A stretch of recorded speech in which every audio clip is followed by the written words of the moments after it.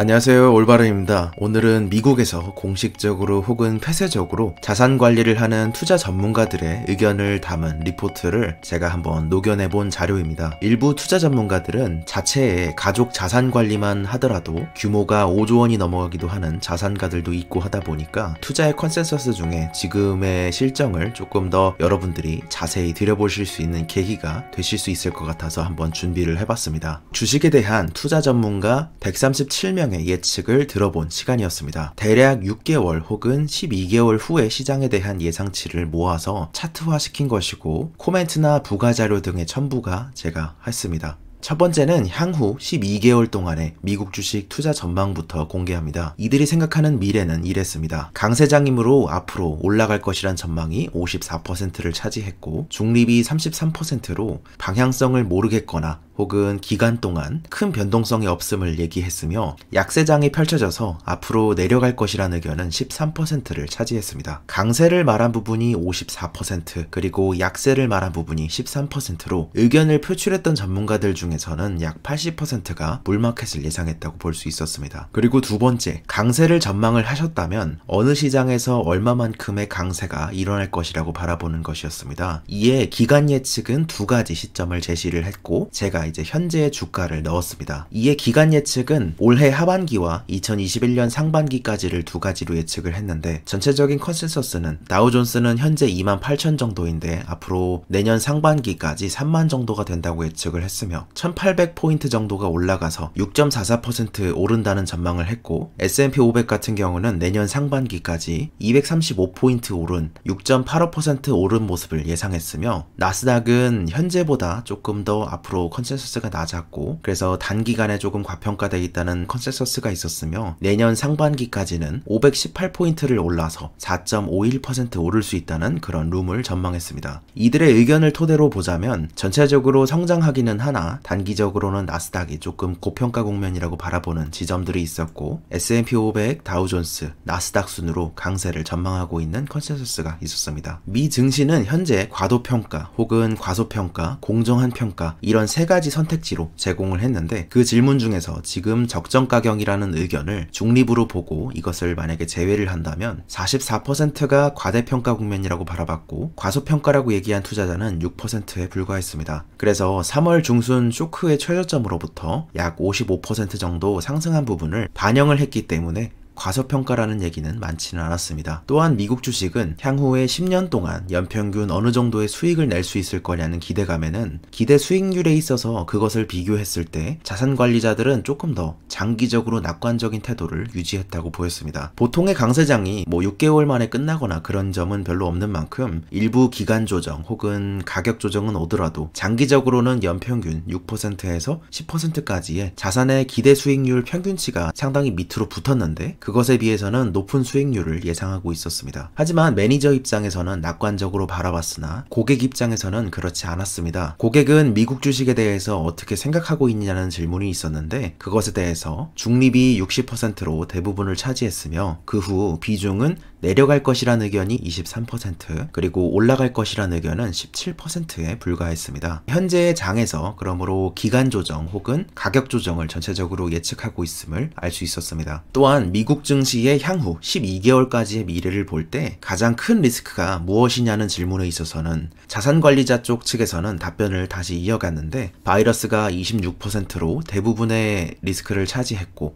선거가 17% 그리고 경기 침체에 대한 리스크가 12%였고 기업의 이익 붕괴가 7%였습니다. 이 기준점으로 본다면 바이러스, 선거, 경기 침체 순인데 제가 기준으로 볼 때 바이러스가 26 그리고 경기를 이 두 개를 합쳐서 본다면 19% 그리고 선거가 17%로 임의로 보더라도 여전히 바이러스가 전체의 장을 주도하고 있고 경기나 기업에 대한 걱정이 두 번째 혹은 세 번째를 오간다는 지점을 알 수 있는 컨센서스였습니다. 관리자들이 생각한 포트폴리오의 변화의 방향을 물었습니다. 이에 대해 현재의 포트폴리오 비중 조정은 어떻게 되어 있고 가까운 미래인 6개월 후에는 어떻게 변화시킬 것이냐는 질문이었는데요. 이것에 대해 역시 주식이 여러분이 생각하시는 대로 압도적인 비중을 차지했습니다. 거의 70%에 붙어있는 모습인데 현재는 67%가 주식에 투자되어 있다고 말했고 이제 앞으로는 6개월 안에 늘리겠다고 말했습니다. 또한 채권은 20% 전후를 오갔습니다. 이들의 포트폴리오를 보면 보자면 그래서 전체적으로 채권이 2, 현금과 그 외를 합친 부분이 거의 1 정도, 그리고 나머지 부분은 7 정도가 주식을 차지하고 있었습니다. 타 자산들이 수익성이 바닥을 찍고 오히려 하락하는 그런 가운데 주식은 여전히 가장 매력적인 투자처라는 의견이었죠. 자산 배분은 상대적인 것이기 때문에 다른 자산의 기대 수익률이 낮아진 만큼 주식에 대한 그런 선호가 조금 더 올라갔다고 볼 수 있는 지점이겠죠. 그리고 지금 가장 끌리는 자산군, 조금 선호에 대해서 물어본 것인데요. 지금 어떤 것을 선호하고 있냐? 이런 질문에 대해서는 조금 더 생각을 확장한 선택지를 확인하실 수 있습니다. 그 결과도 여전히 주식이 1위를 차지했으나 2위로는 금이 약 10% 초반을 기록하면서 2위를 차지를 했고, 오스본 투자사에 의하면 현재의 이런 낮은 이자율로 봤을 때 채권의 매력도는 확실히 떨어질 것이고 앞으로도 조금 더 낮아질 룸이 존재한다고 말했는데요. 미국 및 미국 외의 채권에 대한 선호가 채 5%가 되지 못하고 합치더라도 10%가 되지 못하는 점을 생각해 볼 때 이런 전체의 합의를 반영하고 있지 않나 싶습니다. 그렇다면 우리는 이들이 주식을 선호한다는 것에 대해서 알았습니다. 그러면은 이들이 어떠한 시장에 투자하고 있느냐, 어떠한 시장을 선호하고 있느냐에 대해서 조금 알아보죠. 이들에 대한 답변은 S&P 500이 43%로 압도적인 비중을 차지했고, 상대적으로 성장주는 미국에 많고 유럽과 일본, 이머징 국가 쪽에서는 가치주가 아무래도 조금 더 많다 이렇게 알려져 있는데, 미국에 비교해서 보자면 그런 것이겠죠. 성장주가 많은 미국에서 여전히 매력을 느낀다는 점이었으며, 이외의 특이점으로는 이머징 마켓과 중국을 합친 경우 42%를 차지하면서 거의 S&P 500의 비중과 비슷해진 점을 확인할 수 있었습니다.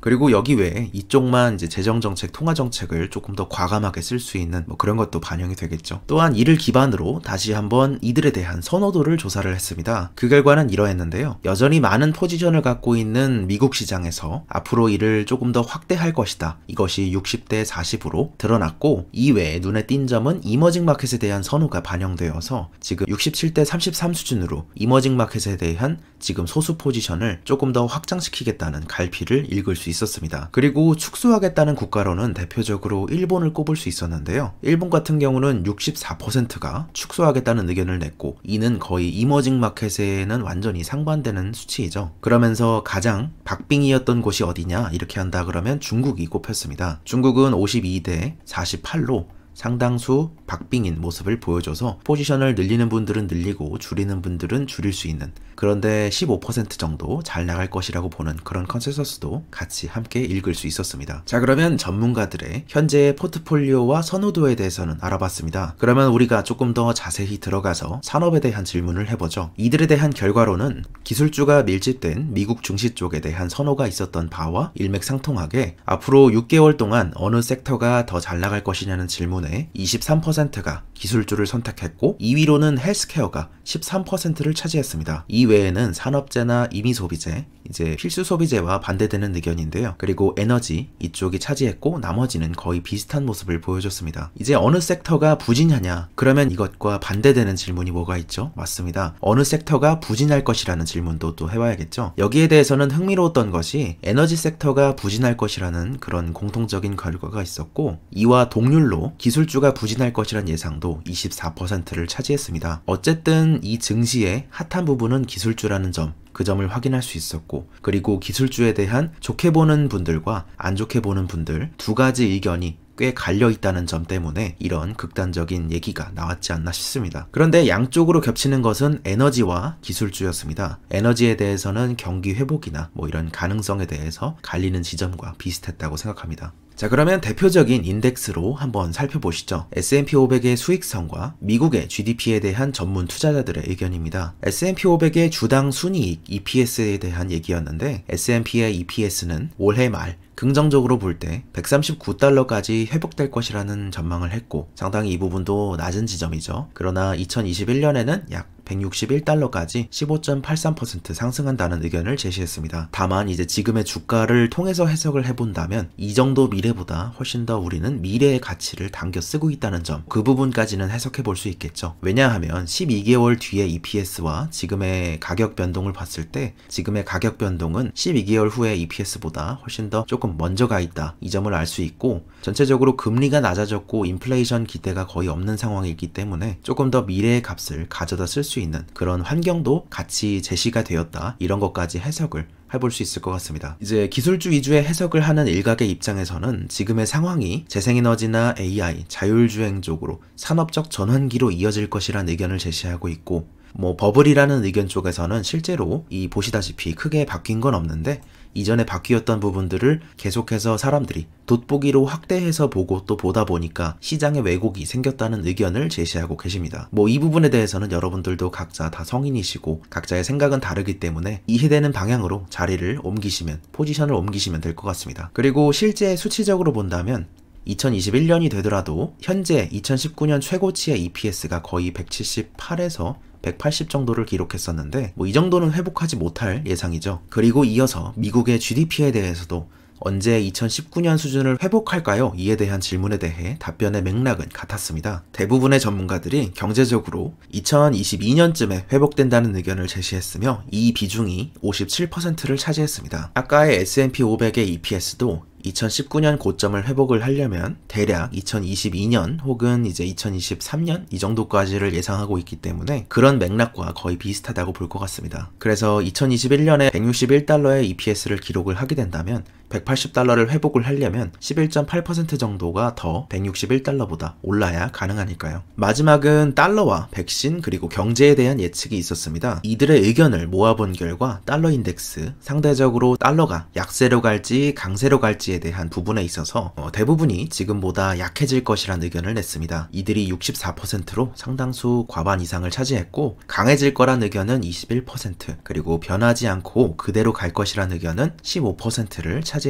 달러 약세에 따른 상대적인 손실이 생기기 때문에 이머징 마켓이나 중국으로의 매력도는 조금 더 증가했다고 볼 수 있겠고, 그런 차트에서 해석해 볼 수도 있겠죠. 그리고 백신과 경제 재오픈에 대한 컨센서스를 봤습니다. 그래서 백신이 언제쯤 나올 것이냐는 시각에 있어서는 대부분 2021년 상반기가 과반을 넘긴 61%를 차지를 했고, 그리고 2020년 하반기는 25%가 예상했습니다. 백신이 나오고 나서 보편적으로 접종을 모두 다 받는 시기까지 이어지는 갭이 있다 보니까 2021년 하반기쯤이 되어야 정상화될 것이라는 의견도 이 맥락을 같이 했습니다. 최근에 백신 임상에 대한 중단 뉴스들이 있고 이것은 굉장히 건전하다고 생각합니다. 하지만 보통의 경우를 생각해 본다면 이것이 조금 더 자연스러운 것이기도 한데요. 보통의 경우에는 시장에서 백신을 안전하게 맞으려면 10년에서 15년 정도가 걸리죠. 실험군에 투여 후 반응을 확인하기까지 그런 지금은 최소한의 시간으로 약 1년 내에 만들려고 하고를 있는데요. 사스와 메르스 백신 당시에 축적했던 데이터를 이용을 하거나 임상과 생산을 동시에 오버랩해서 진행하기도 하고 긴급 사용 승인을 내는 등 다양한 경로로 팬데믹에 대응하는 모습을 보여주고 있습니다. 그렇더라도 긍정적으로 보는 시점 하에서 2021년 6월쯤 백신이 나오고 2021년 말쯤이 되어야 정상화될 거라는 이런 의견은 저와 비슷한데요. 보건당국이 평소에 극히 일부의 자료를 갖고 있기도 하고, 그리고 현재 개발 중인 백신들은 대부분 2번 접종해야 완벽한 상황인지라 초기에 공급할 수 있는 분량에는 한계가 있을 것으로 생각됩니다. 극소수의 고위험 인력, 그런 입장에서만 우선적으로 투여를 하게 되더라도 앞으로 독감처럼 꾸준히 백신을 맞으면서 지내야 할 거란 예상이 조금 더 많아 보입니다. 매사추세츠 감염병 학부의 연구팀이 얘기한 내용이나 이전에 제가 7월에 말씀드렸던 킹스 칼리지발 자료나 토론토 등의 자료를 볼 때도 한 3달 정도에서 4달 정도면 항체가 현저히 떨어지기 시작한다는 것이고, 그리고 공통적인 내용과 함께 고위험군인 60대, 70대 혹은 기저질환자는 아무래도 원래 백신 효과가 감소하고 이런 예상됐던 점들과 같은 맥락이라고 생각합니다. 오늘은 미국 증시와 미국 경제에 대해서 그리고 이들의 선호도에 대해서 한번 알아본 시간이었습니다. 그래픽을 제가 만들면서 이들의 의견을 그대로 전해드리는 지점을 우선적인 목표로 삼았고, 개인의 의견, 제 의견은 조금 다를 수 있음을 알려드립니다. 그리고 여러분들이 이 의견이 정답은 아니고